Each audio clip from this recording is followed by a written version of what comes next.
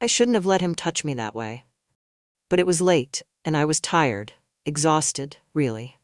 The kind of exhaustion that settles in your bones after years of doing too much for everyone else and getting nothing in return. My husband was gone again, off to another week-long trip to God knows where, leaving me alone in the house we'd built together. I was used to it by now. His absence, his indifference. But that night, something shifted. Nathan offered to help. "You've been tense all day," he said, leaning casually against the doorframe of my home office. His voice low but warm. His shirt clung slightly to his chest, damp from the rainstorm outside, and his hair was tousled just enough to make him look younger than he already was. My stepson. My husband's son from his first marriage. I laughed it off at first, trying to pretend I didn't notice the way his eyes lingered on me when he thought I wasn't looking. But he didn't back down. "Come on, Stephanie. You're always working so hard. Let me help." It felt harmless at the time. I told myself it was innocent. Just a massage. I was still sitting in my desk chair when he stepped behind me, his hands hovering for a moment before they made contact with my shoulders. I should have stopped him there. His fingers were firm, deliberate, pressing into the knots of tension that had been building for weeks. I tried to focus on the feeling of relief, the dull ache fading as his hands worked their way down my back. But then his thumbs dipped lower, brushing the curve of my shoulder blades, and I felt it, the spark. It started as a flicker, something I could almost ignore. But the air between us thickened, charged with something I hadn't felt in years. I froze, my breath catching as his fingers hesitated just for a second before moving lower. "Is this okay?" he asked, his voice soft, almost careful. I nodded before I could think, my body betraying me. I didn't want him to stop. The truth hit me like a freight train. I hadn't been touched like this in longer than I cared to admit, not by my husband, not by anyone. And now, here I was, letting my stepson of all people break down walls I'd kept up for decades. It wasn't supposed to go this far. But the way his hands lingered, the warmth of his breath against my neck when he leaned in just a little closer, it was like he knew. Knew how starved I was, how desperate I'd become for something I couldn't name. And that's when it happened. The moment I couldn't take back, no matter how much I wanted to. To understand how I ended up in that moment, I need to tell you a little about myself. My name is Stephanie, and I'm 54 years old. I've worked in marketing for over 25 years, the last 10 of which I've spent as a senior marketing director at a gaming company called Ironspire Interactive. If you've played any of the big cinematic RPGs of the past decade, you've probably seen our name in the credits. Professionally, I've been successful. More successful than I ever imagined when I started my career as a young single mother scraping by on freelancing gigs. That's part of why I married Paul. When we met, I was in my early 40s, and he seemed like everything I'd been missing. Stable, dependable, charming in an understated way. He was a widower with a teenage son, Nathan, and at the time, the idea of joining his family felt like the missing piece to a life I'd worked so hard to build. But that was years ago. Now, Paul and I coexist more like business partners than lovers. We share a bed, but only in the most literal sense. His life revolves around his consulting firm, and mine around the deadlines and strategy meetings that keep Ironspire running. We're two people who've grown comfortable in each other's company but stopped really seeing each other somewhere along the way. Nathan was only 16 when Paul and I got married. Back then, he was awkward and shy, more interested in video games than people. I tried to bond with him, to be the kind of stepmom who wasn't pushy but cared enough to make him feel like he mattered. But he kept his distance. Always polite, but never close. After he went to college, I figured that was that. He'd carve out his own life, and I'd barely see him aside from holiday dinners and family milestones. Then a few months ago, he came back. He'd graduated from college with a degree in game design and was looking for a job. Ironspire needed fresh talent for a new project, so I pulled some strings and got him in as a junior developer. It was easier than I thought it would be. I didn't even have to tell anyone he was my stepson. He'd been using his mother's last name, Holloway, since high school, and no one at the office had any idea we were related. At first, I kept my distance. It felt safer that way, like a clean boundary would prevent any accusations of favoritism. But Nathan didn't make it easy. He started showing up at my office, asking questions about marketing strategies and how to pitch a game concept. I told myself it was just him trying to impress me, prove he belonged at the company. But then there were the other moments. The way he'd linger after meetings, waiting until everyone else had left to ask me things he could have easily emailed about. The way his eyes followed me in the break room when he thought I wasn't looking. And the way he smiled, cocky, knowing, like he'd figured out a secret no one else had. I brushed it off. I told myself I was imagining things, that it was harmless, until the night he stayed late. We'd both been working on a last-minute campaign pitch for a new game launch. Paul was out of town as usual, and Nathan had offered to stay and help. It was late when we finally finished, and I could feel the tension in my shoulders like a vice. That's when he made the offer. "You look like you could use a massage," he said, his tone light, teasing, like he was joking.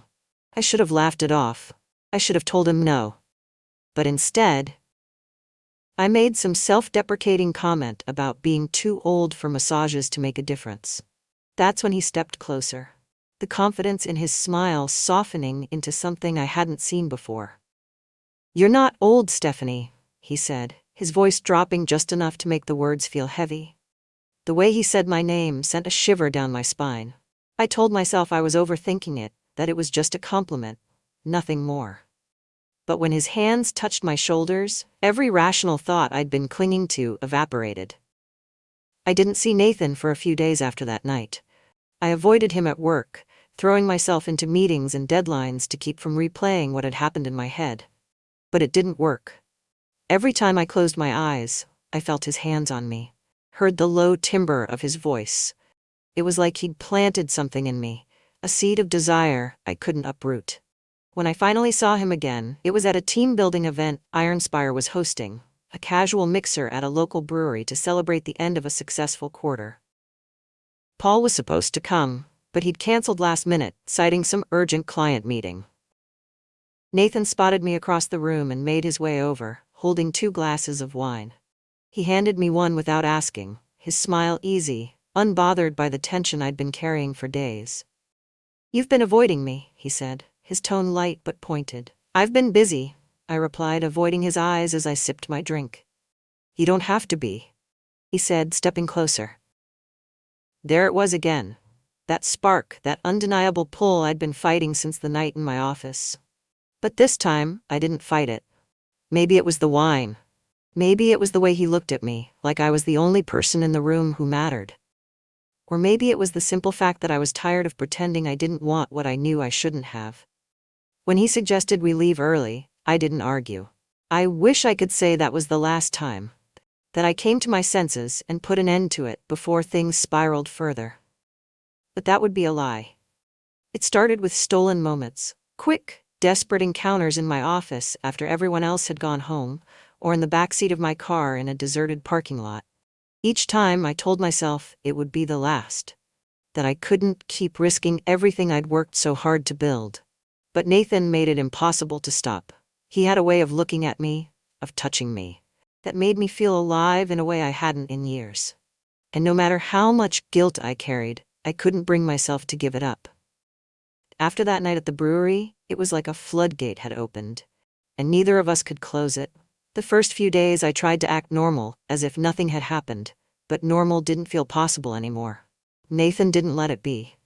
At work, he was bold but subtle, brushing his hand against mine when passing me a document, holding my gaze a second too long during meetings. Outside of work, he texted me late at night, messages that started casual but always seemed to veer into dangerous territory. "Still up? Thinking about you." Each time I saw his name light up my phone, I told myself I shouldn't respond. But I always did. The next time it happened, we were in my office late again. It wasn't planned. It never was. Most of the team had already left for the day, and I was finishing up a presentation for an upcoming board meeting. Nathan appeared at my door, leaning against the frame like he always did, that same infuriatingly confident smile on his face. "You're still here?" I asked, trying to sound casual. "Figured I'd see if you needed any help." I started to say no, but he was already walking in, closing the door behind him. The lock clicked softly, and my stomach twisted, equal parts fear and anticipation. Nathan. He cut me off, stepping closer. You don't have to say anything. His voice was low, calm, but there was an intensity in his eyes that made my breath catch. I know you've been thinking about it. About me. I wanted to deny it, to push him away and pretend I didn't feel the same pull he did. But when he reached for me, his hand brushing my cheek before tangling in my hair, I didn't stop him. I couldn't. The kiss was electric, like every ounce of tension between us had been building to this moment. His hand slid to my waist, pulling me against him, and I felt my resolve shatter completely. It was reckless, and I knew it. We were in my office, surrounded by glass walls, with only the blinds to shield us from anyone who might pass by. But in that moment, I didn't care. The risk only made it more intoxicating. That night set the tone for what came next. Our encounters became a dangerous routine, each one more daring than the last. There was the time he cornered me in the stairwell after a team meeting. The building was nearly empty, the sound of our breathing echoing off the concrete walls as he pressed me against the railing. Then there was the parking garage. I'd stayed late to finalize a campaign launch, and Nathan had offered to walk me to my car. The space was dimly lit and eerily quiet, the perfect cover for what we both knew was about to happen. I can't keep doing this, I whispered as he kissed me, his hands sliding under my blazer. But even as I said it, I was pulling him closer, my body betraying my words. You don't mean that, he murmured against my neck, and he was right. We became bolder outside of work, too. Once, during a company trip to a gaming convention in Chicago, we found ourselves alone in the hotel bar late at night. Paul was supposed to join me on the trip, but he'd canceled at the last minute. Again. Nathan showed up at my table uninvited, his tie loosened and a whiskey in hand. Mind if I join you? I should have told him no, reminded him we needed to keep things professional in public. But the truth was, I didn't want to be alone. We sat there for hours, talking about everything and nothing, the tension between us simmering just below the surface. When I finally got up to leave, he followed me to the elevator. Don't, I said as the doors slid shut, my voice barely above a whisper. Don't what? He asked, stepping closer until there was barely any space between us. You know what? He smiled, that same maddeningly confident smile that made my knees weak, and reached for the emergency stop button. The ride to my floor was the longest of my life. Every time we were together, the guilt came crashing down afterward. I'd lie awake at night, staring at the ceiling, replaying every moment in my head. The way his hands felt on my skin, the way he looked at me like I was the only thing that mattered. And then, inevitably, the shame. Paul didn't make it any easier. He was oblivious, as always, but his absence only deepened the hollow ache inside me. The nights he spent away on business trips felt like a cruel irony, leaving me alone to wrestle with my choices while he remained completely unaware. But it wasn't just Paul I was risking. Every time I stepped into the office, I felt the weight of what Nathan and I were doing. The fear of someone finding out, of whispers spreading through the company and ruining everything I'd worked so hard to build. And yet, I couldn't stop. One of the closest calls came during a company-wide celebration for the launch of our latest game. Ironspire had rented out a fancy rooftop bar downtown, and the entire team was there, along with a few of the higher-ups from corporate. Nathan spent most of the evening on the other side of the room, chatting with coworkers and blending in like nothing was out of the ordinary. I tried to do the same, forcing a smile as I made small talk with the CEO and his wife. But every now and then, I'd catch his eyes across the room, and the look he gave me sent a thrill straight through me. It was a game we'd started playing, this silent exchange that only the two of us understood. By the time I excused myself to step outside for some air, I was already on edge. The cool night breeze was a welcome relief, but it did little to calm the storm raging inside me. I didn't hear him approach until he was right behind me. Couldn't resist, could you? He teased, his voice low enough that no one else could hear. You shouldn't be out here, I said, my tone sharper than I intended. Neither should you.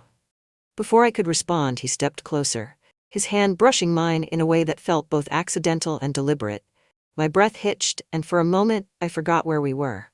It wasn't until the door opened behind us, and Sarah, the lead game designer, stepped out, that reality came crashing back.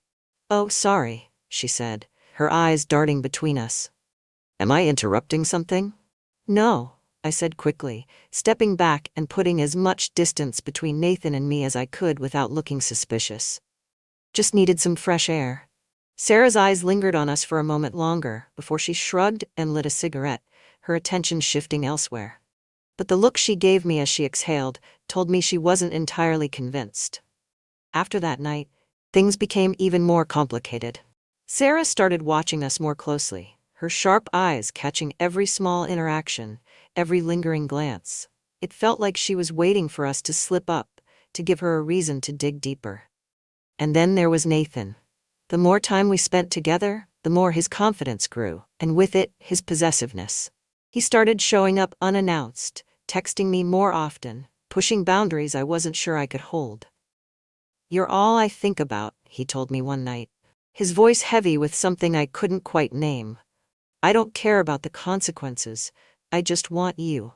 His words thrilled me and terrified me in equal measure. Because the truth was, I wasn't sure I could stop either. The affair was already walking a razor's edge, but I had convinced myself that as long as we were careful, everything would be fine. I was wrong. The cracks started showing after that night, on the rooftop. Sarah, the lead game designer, was too observant for her own good. At first I thought her questions were innocent, just office gossip. She'd stop by my desk, leaning casually against the edge with that sly smile she always wore. "You've been spending a lot of time mentoring Nathan," she said one morning, her tone light but her eyes sharp. I didn't flinch, keeping my expression neutral as I glanced up from my laptop. "He's new to the company. I like to make sure our junior staff feel supported." "Right." She drew the word out as if tasting it. "It's good to see you so invested. I guess he's lucky to have someone like you looking out for him." Her smile lingered a second too long before she walked away, leaving me with a pit in my stomach. It wasn't just the words, it was the way she said them, like she knew something but didn't have the proof yet. Nathan, meanwhile, was becoming more reckless. His confidence, once thrilling, was now a liability. He started showing up at my office unannounced, lingering in the doorway even when other people were around. One afternoon, as I was preparing for a client presentation, he appeared without warning, leaning against the doorframe with that easy grin that made my pulse quicken. "Nathan, this isn't a good time," I said, glancing toward the open office floor beyond my glass walls. "Relax," he said, stepping inside anyway. "No one's paying attention." He was wrong. Sarah's desk was positioned in direct view of my office, and though she pretended to be immersed in her work, I could feel her watching. I kept my voice low, sharp. "You need to leave. Now." He didn't move, his smile fading as he studied me. "Why are you acting like this? It's not like anyone knows." I stood, moving around my desk to put myself between him and the door. "Because people are starting to notice, Nathan, Sarah for one. And if she figures it out—" "She won't," he said, his voice firm. But the flicker of doubt in his eyes betrayed him. "She might. And if she does, it won't just be my career on the line, it'll be yours too." For a moment he looked like he might argue, but then he nodded, stepping back. "Fine, I'll be careful." Careful wasn't exactly Nathan's strong suit. A week later, we had a company retreat at a nearby resort, a 2-day getaway meant to foster collaboration and creativity. Paul, predictably, wasn't interested in attending. "Too much work," he said when I brought it up. "Besides, it's your thing, not mine." I didn't argue. His absence had become the norm, and I was too preoccupied with keeping things under control to care. The retreat was both a blessing and a curse. On one hand, it meant I had to keep my distance in front of everyone. On the other hand, it also meant we were both staying overnight in the same hotel. The first day passed without incident. I kept myself busy with workshops and team activities, avoiding Nathan as much as possible. But that evening, during the cocktail hour, I caught him watching me from across the room. His gaze was magnetic, pulling me in despite every warning bell in my head. When he slipped out the side door and into the garden, I waited exactly 5 minutes before following. The garden was quiet, the hum of conversation from inside, muffled by the thick hedges surrounding us. I found him leaning against a stone fountain, his tie loosened and his shirt sleeves rolled up. "This is a bad idea," I said as I approached, though my feet kept moving toward him. He smiled, that infuriatingly confident smile. You've been saying that for weeks. Doesn't seem to stop you. Before I could respond, he pulled me into the shadows, his hands finding my waist as his lips met mine. The thrill of being out in the open, just steps away from discovery, made my head spin. It wasn't until I heard the crunch of footsteps on gravel that I pushed him away, my heart pounding. We straightened ourselves just as Sarah appeared around the corner, a cigarette dangling from her fingers. She paused, her eyes narrowing as she looked between us. Didn't mean to interrupt, she said, her tone dripping with faux innocence. You weren't, I said quickly, brushing past her before she could say anything else. That night, I lay awake in my hotel room, staring at the ceiling and replaying the moment over and over. Sarah knew, I was sure of it, and if she decided to say something, my entire life could come crashing down. Nathan didn't share my concern. He texted me just after midnight, room 412, come. I didn't respond. For once, the risk felt too great. Paul started noticing things not long after the retreat. Little changes in my behavior I couldn't quite hide. I was more distracted at home, more irritable, and I avoided his touch like it burned me. You've been distant lately? He said one night over dinner, his eyes narrowing as he studied me. Is something going on? Of course not, I said, forcing a smile. Work's just been stressful. He didn't look convinced, but he didn't press the issue. That was the thing about Paul, he never pushed. He preferred to keep the peace, even when it meant ignoring the cracks in our marriage. But I could feel the weight of his suspicion growing, and it only added to the pressure I was already under. Nathan, meanwhile, was becoming harder to handle. What started as a mutual affair was beginning to feel like something else entirely. One night, after another late work session, he showed up at my house uninvited. Paul was out of town again, and I was in the middle of answering emails when the doorbell rang. When I opened the door and saw him standing there, I froze. What are you doing here? I hissed, glancing over my shoulder as if Paul might appear out of thin air. I needed to see you, he said, stepping inside before I could stop him. Nathan, this isn't okay. You can't just show up here. I didn't know where else to go, he said, his voice cracking just enough to make me pause. For the first time, I saw something other than confidence in his eyes. He looked vaguely like a boy instead of a man. Are you okay? I asked cautiously. I don't know, he admitted, running a hand through his hair. I can't stop thinking about you, about us. My chest tightened, a mix of guilt and something I couldn't quite name. Nathan, whatever this is, it can't last. You know that. But I don't want it to stop, he said, his voice rising. I don't care about the risk, Stephanie.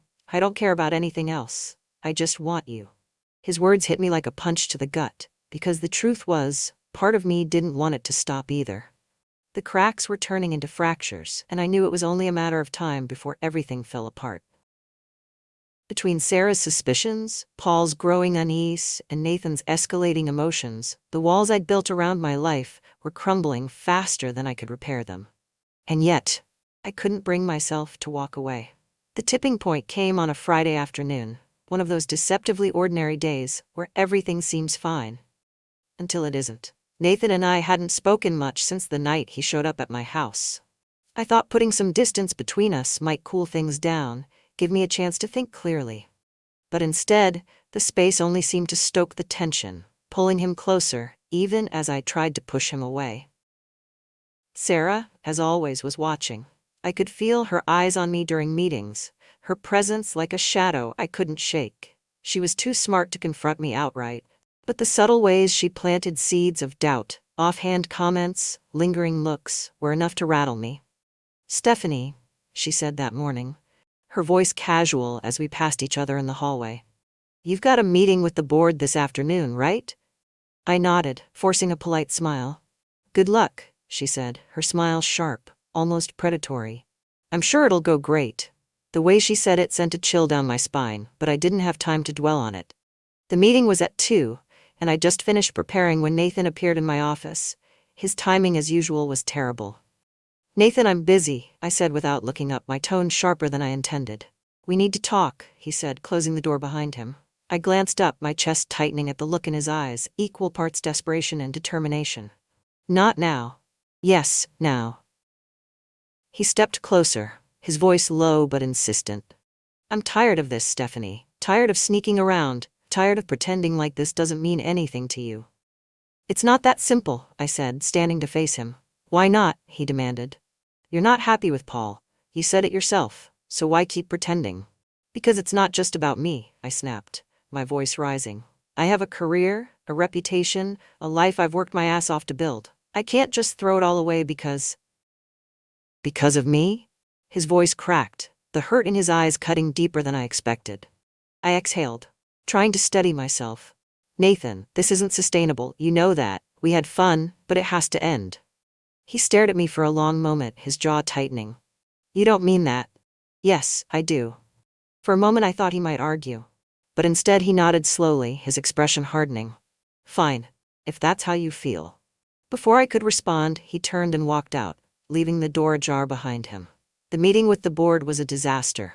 I couldn't focus, my mind replaying the conversation with Nathan over and over. By the time it was over, I was sure I'd tanked the entire presentation. I returned to my office, hoping to collect myself before anyone noticed how rattled I was. But when I opened the door, I froze. Sarah was sitting at my desk. What are you doing here? I demanded, my heart pounding. She didn't answer right away, instead holding up a piece of paper I recognized immediately, an email draft I hadn't meant to save. It was short, impulsive, something I'd typed late one night when guilt and desire had collided. I can't stop thinking about you. I know it's wrong, but I don't care. Meet me after work. I found this on your computer, she said, her voice calm but icy. Interesting choice of words, don't you think? My blood ran cold. You had no right. I think I had every right, she interrupted, standing and stepping closer. You're jeopardizing this entire team with whatever this is. Do you have any idea what could happen if word gets out? I swallowed hard, trying to keep my composure. It's none of your business, Sarah. Oh, but it is, she said, her eyes narrowing. See, I actually care about this company. And I'm not about to let your poor judgment ruin everything we've worked for. The implication hung heavy in the air, the unspoken threat sending a wave of panic through me. What do you want? I asked finally, my voice barely above a whisper. Sarah smiled, her satisfaction unmistakable. You're going to end this, now, and you're going to clean up the mess you've made before anyone else finds out. Do we understand each other? I nodded, my stomach twisting. Yes. That night, I called Nathan.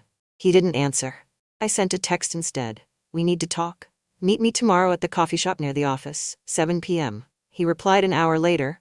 Fine. The coffee shop was nearly empty when I arrived, the hum of soft jazz music doing little to ease my nerves. Nathan was already there, sitting in a corner booth with a cup of coffee he hadn't touched. When he looked up and saw me, his expression was unreadable. Thanks for coming, I said as I slid into the seat across from him. He didn't respond, his eyes fixed on the table. I'm sorry for how I handled things, I began, choosing my words carefully. But we both know this can't continue. It's not fair to either of us. He looked up then, his jaw tight. Fair? You think this is about fairness? Nathan. No, he said, cutting me off. You don't get to do this. You don't get to act like I'm some mistake you can just erase. I felt my throat tighten, but I forced myself to stay calm. That's not what I'm saying, but we both have too much to lose. He laughed bitterly, shaking his head. You mean you have too much to lose? The words hit harder than I expected, and for a moment, I couldn't respond. I cared about you, he said finally, his voice breaking. I thought you cared about me too. I do, I said softly. But not like this. Not anymore. He stared at me for a long moment, his eyes filled with something between anger and heartbreak. Then, without another word, he stood and walked out, leaving me alone in the booth. I wish I could say that was the end of it, that everything went back to normal after that night. But life doesn't work that way. Sarah kept her distance but made it clear she was watching. Paul grew more suspicious, his questions becoming harder to deflect. And Nathan disappeared from my life as quickly as he'd entered it, leaving behind a void I couldn't quite fill. I don't know if he ever forgave me. I'm not even sure I forgave myself. All I know is that some mistakes are too big to fix, and some desires leave scars that never fully heal.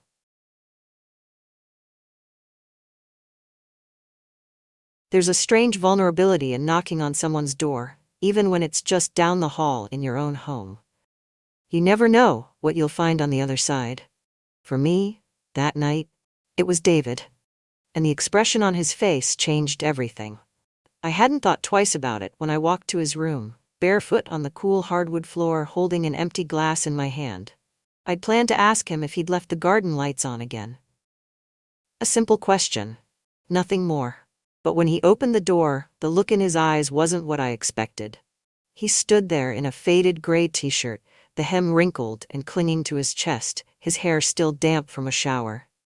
He smelled faintly of soap and something else, something clean and warm. But it wasn't his appearance that stopped me mid-sentence.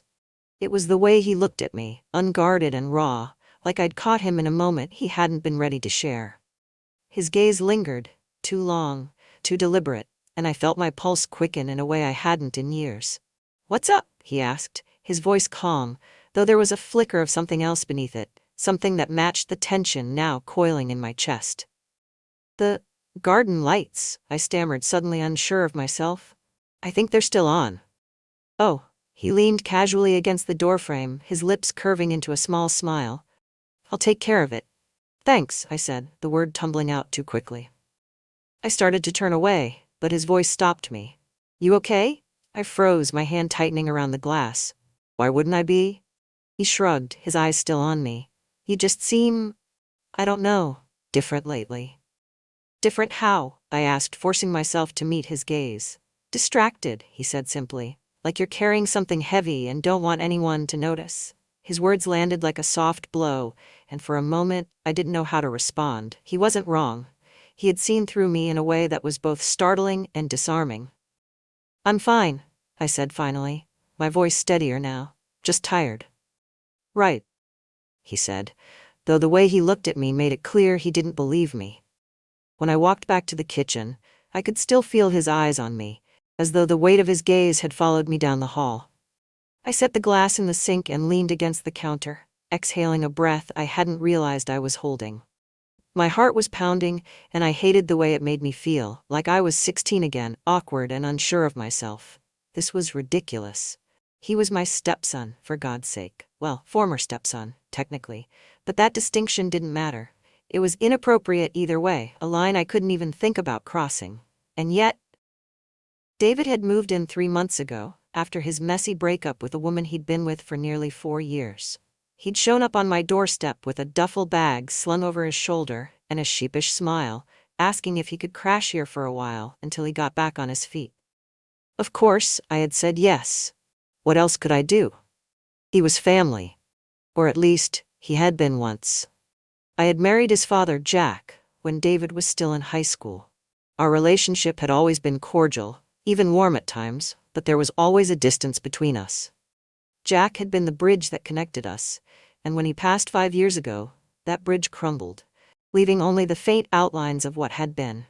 Having David here again had been an adjustment.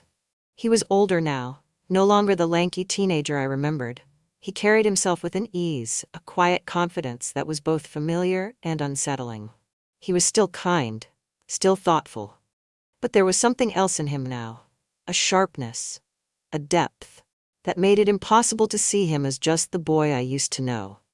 I had convinced myself that his presence in the house was a comfort, a reminder that I wasn't completely alone. But the truth was more complicated. It was the way he lingered in the kitchen after dinner, asking about my day with an attentiveness that made me feel seen in a way I hadn't in years. The way he'd reach for a dish or a towel, his hand brushing against mine, just long enough to make me wonder if it was intentional. And then there were the moments like tonight, when his gaze lingered too long, and I felt something stir deep inside me. Something I didn't want to name. I poured myself another glass of wine and took it out to the garden, hoping the cool night air would clear my head. The soft hum of crickets filled the silence, and I tilted my head back, staring at the faint outline of stars against the inky sky. I had spent so many nights out here alone, surrounded by the quiet, letting it wrap around me like a second skin. I had told myself I was content with this solitude, that I didn't need more than what I had. But tonight, the stillness felt heavier than usual, as though it were pressing down on me, filling the empty spaces I had grown so used to. I thought of David, of the way he had looked at me tonight, and I felt a flicker of something I hadn't felt in years. It wasn't just about him. It was about me. And that realization scared me more than anything else. I thought the moment at his door would fade, like so many other fleeting exchanges between us. But it didn't. It lingered, wrapping itself around the edges of my thoughts, creeping into quiet moments when I was least prepared for it. The way David had looked at me that night wasn't something I could dismiss. It wasn't casual or polite, and it wasn't how someone looks at a person they consider just family. It was charged, raw, and unguarded. And the worst part was, I hadn't turned away from it. I couldn't stop replaying it in my head.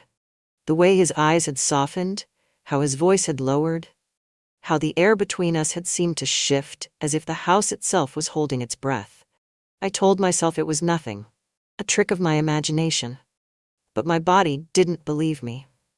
The next morning, I found him in the kitchen, his hair damp and messy, a half-empty mug of coffee in his hand. He was leaning against the counter, scrolling through his phone, looking every bit as relaxed as if he'd lived here his whole life. "Morning," he said without looking up, his voice still warm with sleep. "Morning," I replied, keeping my tone neutral as I moved to the kettle. I could feel his eyes on me as I reached for the tea bags, my hand trembling slightly despite my best efforts to appear calm. I hated that he could unnerve me so easily, that his presence could tilt my world off balance with just a look. "Did you sleep okay?" he asked, his voice soft. I nodded, pouring the boiling water over the tea bag. "Fine. You?" "Yeah," he said, his tone almost thoughtful. "Though it's hard to sleep with the garden lights on all night."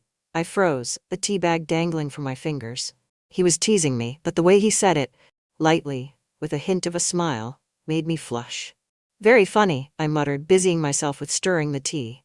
He chuckled, the sound low and warm, and I felt the tension in my chest tighten. It wasn't just the mornings. That week, we seemed to find ourselves crossing paths more than usual. In the living room, where he stretched out on the couch with a book, his feet propped up on the coffee table like he owned the place. In the garden, where he offered to help me pull weeds, his hands brushing against mine as we worked side by side. In the hallway, where we'd both step aside at the same time, only to laugh awkwardly when neither of us moved. It was in those moments, the tiny, inconsequential ones, that I felt the pull the strongest. The way his presence filled the space around me, making everything else seem smaller, quieter. The way his voice wrapped around my name when he spoke it, soft and familiar, as if it held a meaning I couldn't quite grasp. And then there were the times I caught him looking at me, not staring exactly, but observing. Like he was trying to figure me out. His gaze wasn't invasive, it was curious, thoughtful, as though he was seeing something I wasn't ready to show. It made my skin prickle, my breath catch. It made me feel exposed in a way I hadn't in years. One evening, I found him in the kitchen again, chopping vegetables for dinner. I had been out in the garden, pruning the roses, and the scent of earth and flowers still clung to me as I stepped inside. "Smells good," I said, pausing in the doorway. He glanced up, his smile easy and warm. "Figured I'd help out." "You're always the one cooking." "You don't have to," I said, though the sight of him standing there, sleeves pushed up, knife in hand, sent a wave of warmth through me. "I don't mind," he replied, turning back to the cutting board. I walked to the sink, rinsing my hands under the cool water. The window above the sink was open, letting in the evening breeze, and I could hear the faint hum of crickets outside. "You're good at that," I said, glancing over at him. He looked up, raising an eyebrow. "At chopping vegetables?" "At cooking," I clarified, smiling despite myself. He shrugged, his grin widening. "You pick up a thing or two when you live on your own." The comment hung in the air for a moment, a reminder of the life he had before this, the heartbreak that had brought him here. "Do you miss it?" I asked softly. "Sometimes," he admitted, his hands stilling for a moment. "But I don't think I miss her. I think I just miss the idea of it." I nodded, understanding more than I wanted to admit. After dinner, we ended up in the living room, a bottle of wine open on the coffee table between us. He was sprawled across the couch, his legs stretched out, while I sat in the armchair, the warm glow of the lamp casting soft shadows on the walls. "You're quiet tonight," he said, his voice breaking the comfortable silence. Just tired, I replied, taking another sip of wine. You say that a lot, he said, a faint smile tugging at the corner of his lips. Maybe I am tired, I said, trying to keep my tone light. Or maybe you're just used to keeping everything to yourself, he said, his gaze steady and unflinching. The comment caught me off guard, and I felt my breath hitch. He didn't say it with judgment. It was quiet, observant, like he was stating a fact I couldn't deny. I'm not, I started, but the words faltered. You don't have to pretend with me, he said softly. His words lingered in the air, heavy and unspoken, and I felt the weight of them settle over me. Later, as I lay in bed staring at the ceiling, I couldn't stop thinking about the way he had looked at me. The quiet intensity in his voice. He was right. I was keeping things to myself. I had been for years, ever since Jack died, ever since the world grew quieter and smaller around me. But now, with David here, everything felt different. The silence didn't feel as comforting anymore. The solitude I had once clung to felt like a weight. Something I wasn't sure I wanted to carry alone any longer. And that terrified me. The following evening was unusually quiet. The rain had started in the late afternoon, a soft drizzle that turned the garden into a shimmering sea of green. I stayed inside, curled up in the living room with a blanket and a book, but the words on the page refused to hold my attention. I could hear David in the kitchen. The faint clatter of dishes and the occasional sound of the faucet turning on and off.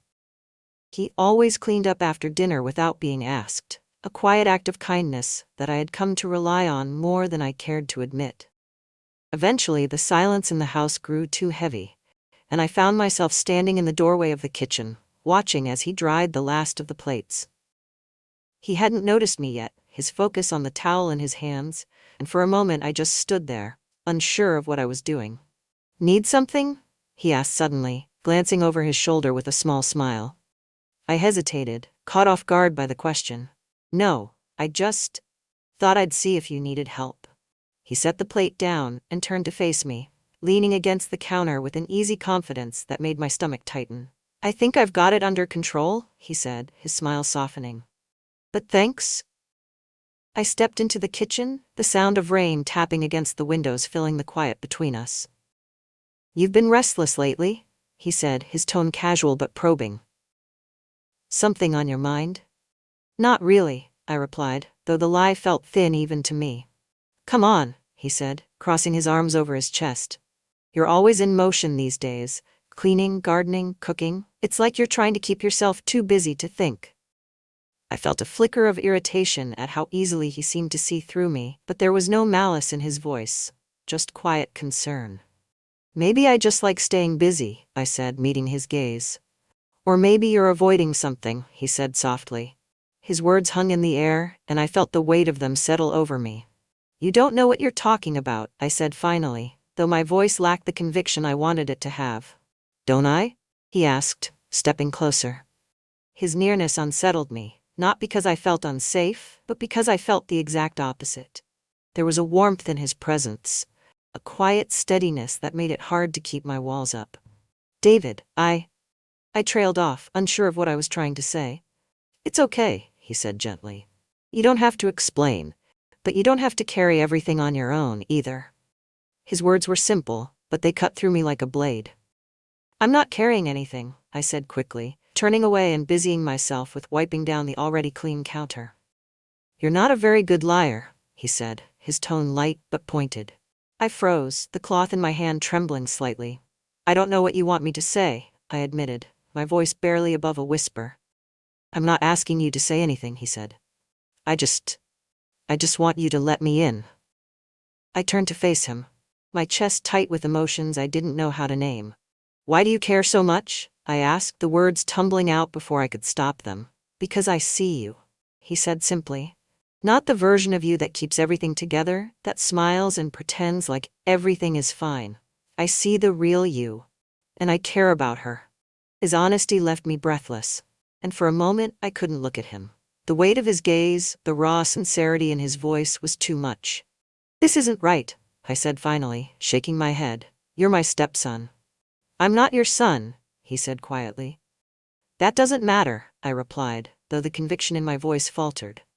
Doesn't it? He asked, stepping closer still. I backed away, my hands gripping the edge of the counter as though it could anchor me. You're young, I said, my voice trembling.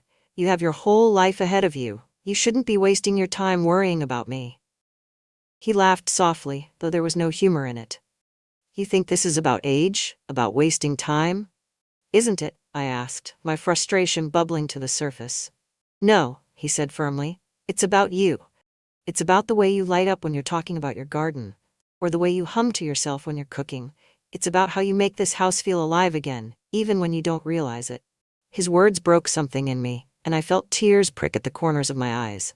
David, this is complicated, I said, my voice breaking. Maybe, he said, his voice softening. But that doesn't mean it's wrong. The room fell silent, the sound of the rain outside the only thing breaking the quiet. He reached out then, his hand brushing against mine, where it rested on the counter. Tell me to stop, he said, his voice barely above a whisper. If this is something you don't want, just say the word and I'll back off. I promise. I opened my mouth, the words hovering on the tip of my tongue, but I couldn't say them. Instead, I looked up at him, my heart pounding as I met his gaze. The vulnerability in his eyes mirrored my own, and for the first time in years, I felt truly seen. I don't know what I want, I admitted, my voice trembling. He smiled then, a small, understanding smile that made my chest ache. That's okay, he said softly. You don't have to figure it out right now. He stepped back, giving me the space I hadn't realized I needed, and I felt the tension in my chest ease ever so slightly. As he left the kitchen, I stayed where I was, my hand still resting on the counter, my heart racing in my chest. I didn't know what would happen next, but I knew one thing for certain. Whatever this was, it wasn't over. The days that followed felt like walking on a high wire. Every glance, every word exchanged between us was weighted with unspoken meaning. David didn't bring up the conversation in the kitchen, but it lingered, hovering in the air whenever we were in the same room. I tried to pretend everything was normal. I busied myself with cleaning the house, tending to the garden, and burying myself in the comforting monotony of routine. But, no matter how hard I tried, I couldn't shake the memory of the way he had looked at me. His voice, soft but certain as he told me I didn't have to carry everything alone. The truth was, I didn't know how to feel about what was happening between us, or how to stop it. It was late one evening, just as the sun was setting, when the tension finally began to unravel. I was in the living room, curled up on the couch with a blanket draped over my legs and a book in my hands. I wasn't reading it, though. My eyes scanned the same page over and over, the words blurring together as my thoughts drifted elsewhere. The soft sound of footsteps drew my attention, and I glanced up to see David standing in the doorway. He had a glass of wine in one hand and a faint smile on his lips. Mind if I join you? He asked. I hesitated for a moment before nodding. Sure. He crossed the room and sat down on the other end of the couch, setting his glass on the coffee table.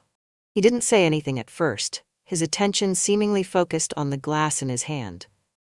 But I could feel him watching me out of the corner of his eye, the quiet intensity of his gaze making my pulse quicken. You've been avoiding me, he said finally, breaking the silence. I have not, I said quickly, though my voice sounded unconvincing even to me. He tilted his head, his lips curving into a faint smile. You're doing it right now, I sighed, setting the book down on my lap. I'm not avoiding you, I said, more firmly this time. I just don't know what to say. You don't have to say anything, he replied, his voice soft. I just don't want you to feel like you have to run from me. His words sent a jolt through me, and I looked away, focusing on the flickering candle on the coffee table. I'm not running, I said quietly. Aren't you? He asked. I turned to him then, frustration bubbling to the surface. What do you want from me, David? His expression softened, and he leaned forward slightly, resting his elbows on his knees. I don't want anything from you, he said. I just want you to let me be here for you. That's all. The simplicity of his words disarmed me, and I felt my chest tighten with a mix of emotions I couldn't quite name. Why? I asked, my voice trembling. Because I care about you, he said, his gaze steady and unflinching. More than I probably should. The confession hung in the air, heavy and unspoken, and I felt my breath catch. I shook my head, standing abruptly and wrapping the blanket around my shoulders like a shield. "This is wrong," I said, my voice breaking. "Why?" he asked, standing as well. "You know why," I said, my back to him. "No, I don't," he said softly, his voice closer now. I turned to face him, my heart pounding in my chest. "You're my stepson, David. Whatever this is, it can't happen." "I'm not your stepson," he said, his tone calm but insistent. "Not anymore. And even if I was, that doesn't change the way I feel about you." His words left me reeling, and I took a step back, the blanket slipping from my shoulders. "You don't know what you're saying." "Yes, I do," he said, his gaze locking onto mine. "I've known for a while now, and I think you feel it too, even if you don't want to admit it." I opened my mouth to argue, to tell him he was wrong, but the words wouldn't come, because deep down I knew he was right. "You don't understand," I said finally, my voice trembling. "I can't let myself feel this way. It's too much." "You don't have to do it alone," he said, stepping closer. "I'm here. I'll always be here, if you'll let me." His hand reached out, brushing lightly against mine, and I felt a spark shoot through me at the simple touch. "I can't," I began, but the words faltered. "You can," he said softly. "Just let yourself feel it. Just this once." The space between us seemed to disappear, and before I could think better of it, I reached for him, my fingers curling into the fabric of his shirt. The kiss was tentative at first, hesitant and unsure, but it quickly deepened, his arms wrapping around me as though he was afraid to let go.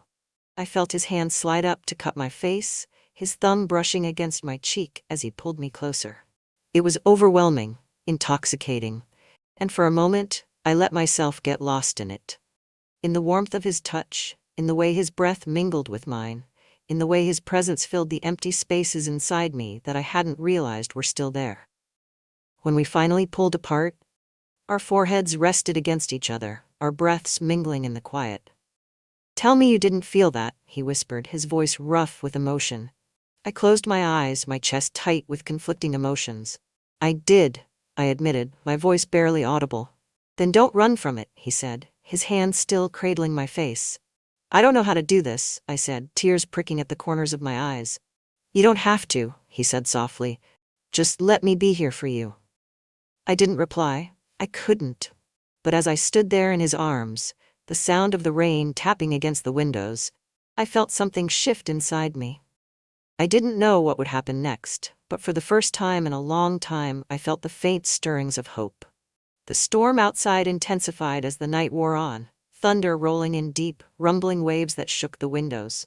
The power flickered once, then went out completely, leaving the house bathed in darkness. I stood frozen in the living room, my breath uneven as the weight of what had just happened lingered in the air. David stood across from me, his silhouette barely visible in the faint light from the window. Neither of us spoke. The silence between us, punctuated only by the sound of rain pelting against the glass. My heart was pounding so loudly, I was sure he could hear it, and my mind raced with 1,000 thoughts I couldn't seem to sort out. I knew I should walk away, retreat to my room, and let the darkness swallow this moment before it grew into something I couldn't control.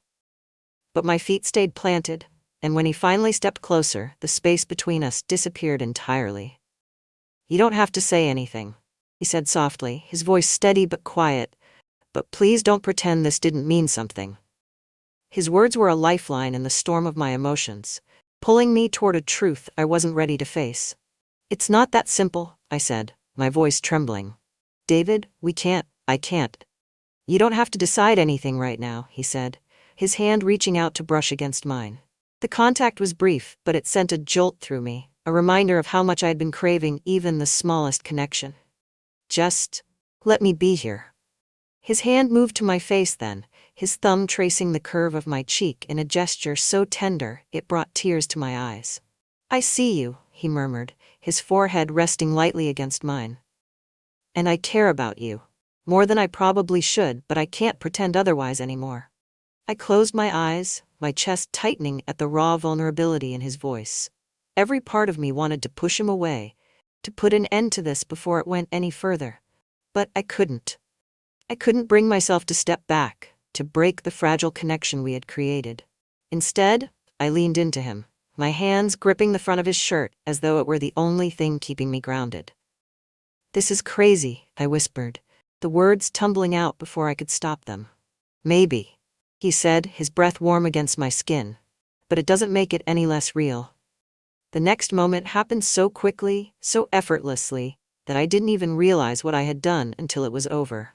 My lips found his, tentative at first, as though I were testing the waters of something I knew I couldn't take back. His response was immediate, his arms wrapping around me and pulling me closer, his kiss deepening with a fervor that made my knees weak. It wasn't just a kiss. It was an unraveling, a release of everything I had been holding back for so long. I felt his hands slide down to my waist, his touch firm but careful, as though he were afraid I might slip away. My own hands found their way to his shoulders, gripping tightly as the intensity of the moment threatened to overwhelm me. "Are you sure?" he murmured against my lips, his voice rough with emotion. "Yes," I whispered, the word escaping before I could second-guess it.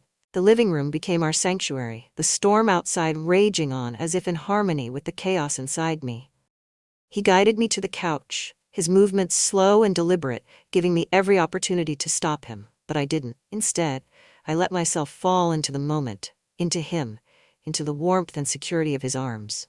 His hands moved with quiet reverence, exploring the curves of my body in a way that made me feel cherished, wanted, alive. It wasn't just about the physical connection, it was the way he looked at me, his gaze filled with an intensity that made my chest ache. It was the way he whispered my name, soft and reverent, as though it were the most precious thing in the world. For the first time in years, I let myself be vulnerable. I let myself feel. Every touch, every kiss, every whispered word was a reminder of what I had been missing, of what I had convinced myself I didn't need. And as the night stretched on, I felt the walls I had built around myself begin to crumble, piece by piece. He was patient, attentive, his every movement a quiet promise that he would never take more than I was willing to give. And in that moment, I gave him everything. When it was over, we lay tangled together on the couch, the faint light of the candles casting soft shadows across the room. His fingers traced lazy patterns along my arm, and I felt a warmth bloom in my chest that I hadn't felt in years. "Are you okay?" he asked softly, his voice low and steady. I nodded, my head resting against his chest. "I think so." He pressed a kiss to the top of my head, his arms tightening around me. "I meant what I said," he murmured. "I'm here. For as long as you'll let me be." I didn't reply, but his words stayed with me as the storm outside began to fade, the thunder growing distant. For the first time in a long time, I felt a quiet sense of peace settle over me. It wasn't perfect, far from it, but it was enough. As I drifted off to sleep in his arms, I couldn't help but wonder what tomorrow would bring, and whether I had the courage to face it. For now, though, I let myself savor the moment, the warmth of his embrace and the faint stirrings of hope that had begun to take root in my chest. Morning came slowly, the pale light filtering through the curtains casting soft golden hues across the room. I woke to the sound of rain dripping lazily from the gutters, a faint echo of the storm that had raged the night before. For a moment I didn't move. I stayed curled on the couch, my head resting against David's chest, his arm draped loosely over me. His breathing was slow and steady, his warmth anchoring me in a way I hadn't felt in years. But then, reality began to creep in. Its edges sharp and unrelenting. The memories of the night before were vivid, undeniable, and the weight of them settled heavily in my chest. I slipped out of his arms carefully, not wanting to wake him. As I stood, wrapping the blanket around my shoulders, I glanced down at him. He looked so peaceful. His features softened in sleep, and for a moment I let myself linger. But then I turned and walked to the kitchen, my steps quiet against the wooden floor. The house felt different that morning. Quieter, heavier. I made myself a cup of tea, the familiar ritual grounding me as my thoughts swirled in endless circles. I had spent so long convincing myself that I didn't need anything more than the life I had. That solitude was safer, easier. But last night had changed something. It had cracked open a part of me I thought had been sealed off forever, and now I didn't know how to put it back. The tea grew cold in my hands as I sat at the kitchen table, staring out at the rain-soaked garden. My mind replayed every moment, every touch, every whispered word from the night before. And though a part of me wanted to cling to the warmth of those memories, another part of me was terrified of what they meant. What happens now? The question loomed, heavy and unanswerable. I was still lost in thought when I heard his footsteps behind me. "Hey," David said softly, his voice still thick with sleep. I turned to see him standing in the doorway, his hair mussed and his t-shirt wrinkled. He looked at me with a small, hesitant smile, as though he wasn't sure what to expect. "Morning," I said, my voice quieter than I intended. He stepped into the kitchen, leaning against the counter as he watched me. "You left early." "I needed some air," I replied, wrapping my hands around the mug as though it could shield me from the weight of the conversation. He nodded, his expression thoughtful. "Are you okay?" "I don't know," I admitted, the words tumbling out before I could stop them. David didn't reply right away. Instead, he walked over to the table, pulling out a chair and sitting across from me. "You can talk to me," he said, his voice steady but gentle. "Whatever you're feeling, whatever you're thinking, I'm here." His words made my chest ache, and I looked down at my tea, unable to meet his gaze. "I don't know what to do, David. I don't even know what to think." He reached across the table then, his hand brushing against mine. The gesture was simple, but it grounded me, pulling me out of the storm of my thoughts. "You don't have to figure everything out right now," he said. "But I meant what I said last night. I'm here, for as long as you'll let me be." The sincerity in his voice was overwhelming, and I felt tears prick at the corners of my eyes. "This isn't just about me," I said, my voice trembling. "People will talk, they'll judge, and I don't know if I can handle that." "I don't care what people think," he said firmly. "What matters to me is you. How you feel what you want." His words hung in the air, and for a moment I let myself believe them. I let myself imagine a future where I could let go of the fear, the guilt, the weight of everyone else's expectations. But the fear was still there, whispering all the reasons why this couldn't work.